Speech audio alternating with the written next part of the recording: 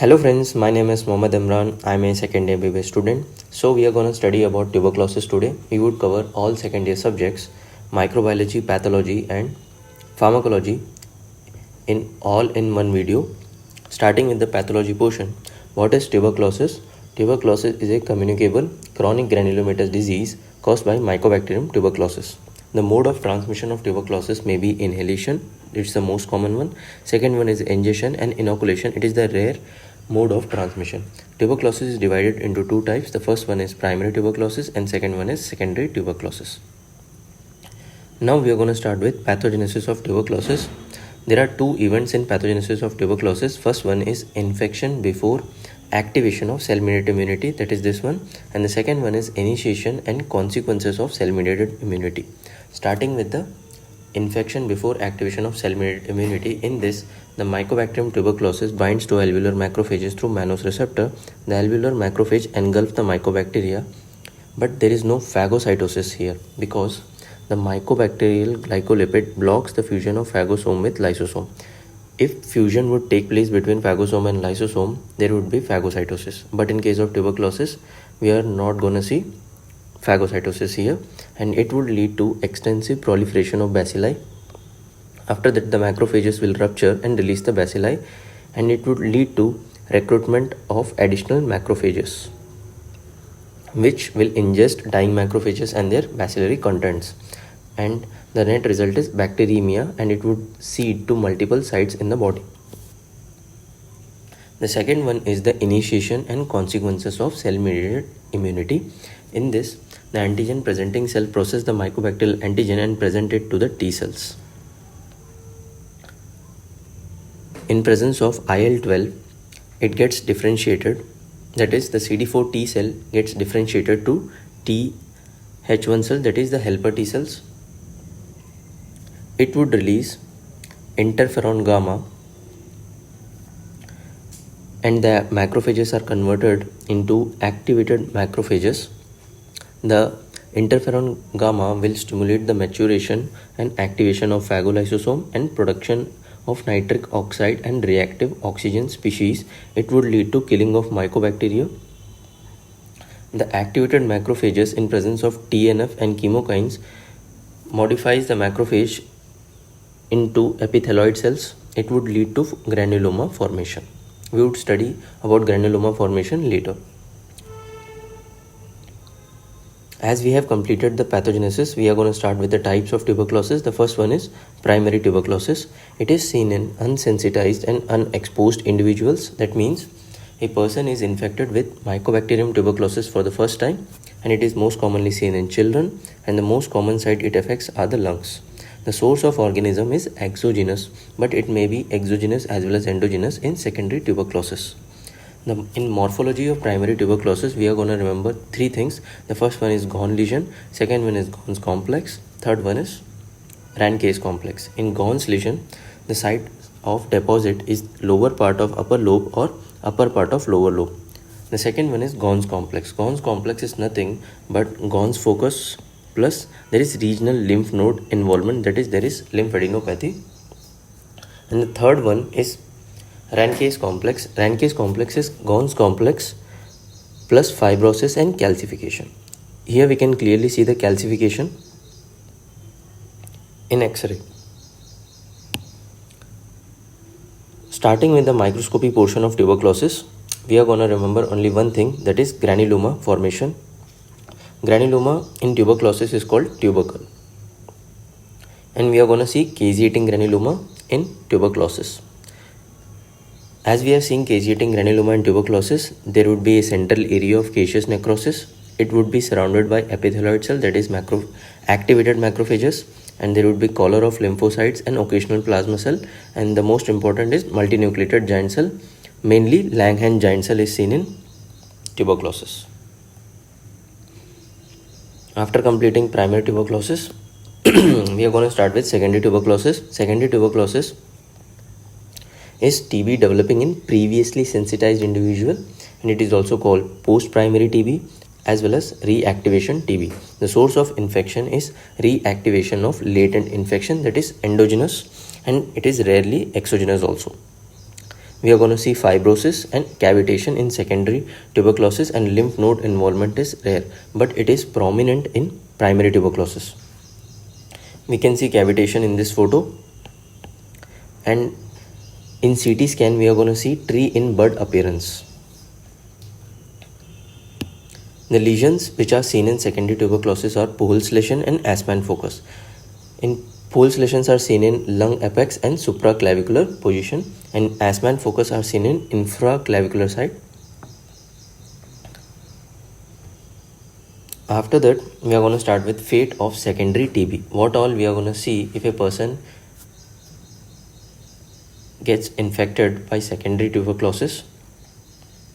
A lung with secondary tuberculosis, if it spreads along mucosal lining, we are going to see laryngeal TB, endotracheal TB, and endobronchial TB. If it spread via bronchi, we are going to see tuberculous pneumonia. If there is a direct or local spread, there would be pleural effusion, tuberculous empyema. If it spread via blood vessels, there would be systemic miliary tuberculosis. The most important one is the lymphatic spread. Lymphatic spread, if it goes through thoracic duct, venous circulation, and enters pulmonary artery, we are going to see miliary tuberculosis of lung, and there might be also tuberculous lymphadenitis. If a person swallows the infected sputum, we can also see intestinal tuberculosis. These all are fate of secondary TB. And the last one is the miliary pulmonary tuberculosis.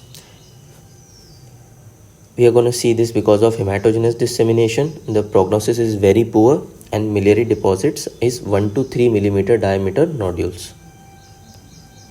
The lesions, we are going to remember 4 lesions in miliary pulmonary tuberculosis. First one is Rich's focus. It is seen in brain cortex. Second one is Weygard's focus. It is seen in subintimal foci in pulmonary vein. Simon's focus is seen in liver, and Simon focus is seen in lung apex. As we have completed the pathology portion of tuberculosis,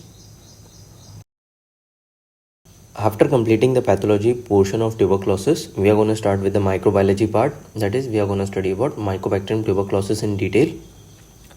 Starting with the laboratory diagnosis of tuberculosis, the most important topic for professional exam. First, we are going to do specimen collection. We are going to collect 2 samples, that is first one on spot and second one during early morning. In children, we are going to do gastric aspirate. The second one is digestion, decontamination and concentration of specimen. We can do it by 2 methods. First one is Petrov's method, 4% NaOH. Second one is NaLC plus 2% NaOH. NaLC stands for N-acetyl L-cysteine.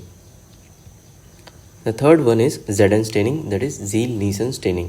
We are going to make a sputum smear, then add carbol fusion.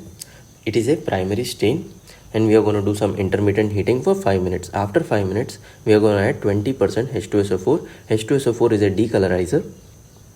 After 2 to 4 minutes, we are going to add methylene blue. We are going to wait for 30 seconds, and in blue background, we are going to see pinkish to red colored bacilli. It denotes that it is a acid fast bacilli. The advantage of Zn staining is it is rapid and cheap. The disadvantage is low sensitivity. The detection limit is 10,000 bacilli per ml of sputum. There are some other staining methods. First one is Quignon's cold acid fast staining, and second one is Oramin phenol technique. It is a fluorescent staining technique. In this image, we can see Zn staining, red colored bacilli, and Oramin phenol in a black background. We can see this greenish bacilli. The culture media. There are 2 types of culture media. First one is solid media and liquid media. In solid media, there are 2 types. First one is egg based and agar based. In egg based, the most famous one, that is Lowenstein-Jensen, Dorset egg and Petrag Nanny. In Lowenstein-Jensen, we are going to see rough, tough and buff colonies. Agar based are Middlebrook 7H11 and 7H10. Liquid media, in liquid media there is Middlebrook 7H9, 7H10 and 11 are there in solid media, that too in agar based, and there is Sula and Sorten. Now we are going to study some automated culture methods. The first one is BACTEC MGIT, BACT Alert, and VersaTech system. The molecular methods in laboratory diagnosis of TB are nested PCR, line probe assay, and cartridge based nucleic acid amplification test, that is CB-NAT. It is also called GeneXpert.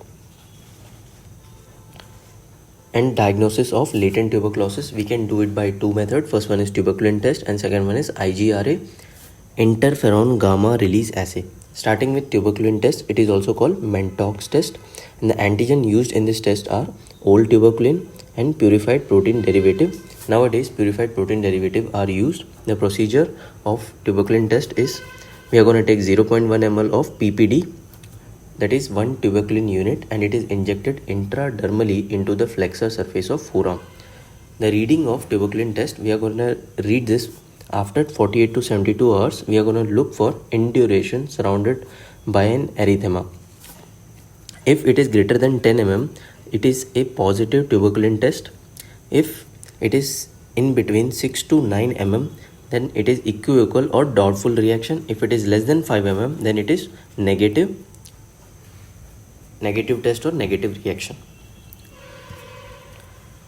But this test is not foolproof, so we are going to see false positive as well as false negative. False positive can be seen in BCG vaccination after 8 to 14 weeks and in NTM infection, that is non-tubercular mycobacteria infection. In false negative, we are going to see during early or advanced TB, miliary TB and HIV positive. And the second one is interferon gamma release assay, IGRA. It is an in vitro test. In this test, we are going to take Mycobacterium tuberculosis antigen like CFP10 or ESAT6 and add sensitized T lymphocytes of suspected individuals. And we are going to see a sudden spike of release of interferon gamma. As we have completed the microbiology and pathology portion of tuberculosis, we are going to start with the last one, that is the pharmacology part. We are going to study anti-tuberculosis drugs. Anti-tuberculosis drugs, in first line drugs, we can remember it by HRZES, isoniazid, rifampicin, pyrazinamide, ethambutol and streptomycin. Second line drugs we are going to study later. Now we are going to study in detail about some drugs in first line anti-TB drugs, starting with isoniazid. The mechanism of action of isoniazid, it inhibits the synthesis of mycolic acid. Isoniazid is a prodrug. It gets converted into active form when it enters the systemic circulation and it inhibits the synthesis of mycolic acid. It leads to death of bacteria, that it is bactericidal. Uses of isoniazid, it is used in treatment and prophylaxis of TB. The side effects, the most important one are hepatotoxic, peripheral neuritis and psychosis. And there are some other side effects like anemia and GI disturbances, that is nausea and vomiting. The second drug is rifampicin. Rifampicin is a potent microsomal enzyme inducer. The mechanism action of rifampicin, it inhibits the RNA synthesis by inhibiting the DNA dependent RNA polymerase. The uses of rifampicin, it is used in treatment of TB, leprosy and NTM means non-tubercular mycobacterial infections. And it is also used in prophylaxis in meningococcal and Haemophilus influenza meningitis, and it is also used with beta-lactams in staphylococcal infections. The side effects are hepatitis, flu-like syndrome and rashes and GI disturbances, that is nausea and vomiting, and it makes the secretions like sweat or other secretions and urine orange colored. And third first line anti-TB drug is pyrazinamide. The mechanism of action of pyrazinamide, it inhibits mycobacterial mycolic acid biosynthesis. It is also bactericidal. It is active in acidic pH and it is also effective against intracellular bacilli. It is the most hepatotoxic first line anti-TB drug. The other side effects are hyperuricemia. It also precipitates acute attacks of gout. The fourth drug is ethambutol. The mechanism of action of ethambutol, it inhibits arabinosyl transferases. It is the only bacteriostatic drug among all first line anti-TB drugs. The side effects are eye toxicity and hyperuricemia. In eye toxicity, there is optic neuritis and red-green color blindness. The fifth drug is streptomycin. It is also bactericidal. It is an aminoglycoside antibiotic and it is effective against extracellular bacilli. The side effects are ototoxic, nephrotoxic and neuromuscular blockade. Now coming to second line anti-TB drugs. We can remember it by a mnemonic by Ranjan sir, 2 peacock making blind love on date. T for thiacetazone, P for paraaminosalicylic acid, E for ethionamide, A for amikacin, C for capreomycin and ciprofloxacin, O for ofloxacin, C for cycloserine, clofazimine, K for kanamycin, M for moxifloxacin, B for bedaquiline, L for linezolid and D for delamanid. Now coming to rifamycins. In rifamycins we have rifapentin, rifabutin and rifampicin. Rifapentins are used in TB in HIV infected patients as it is a less potent enzyme inducer. Now coming to the most important part, that is treatment of tuberculosis.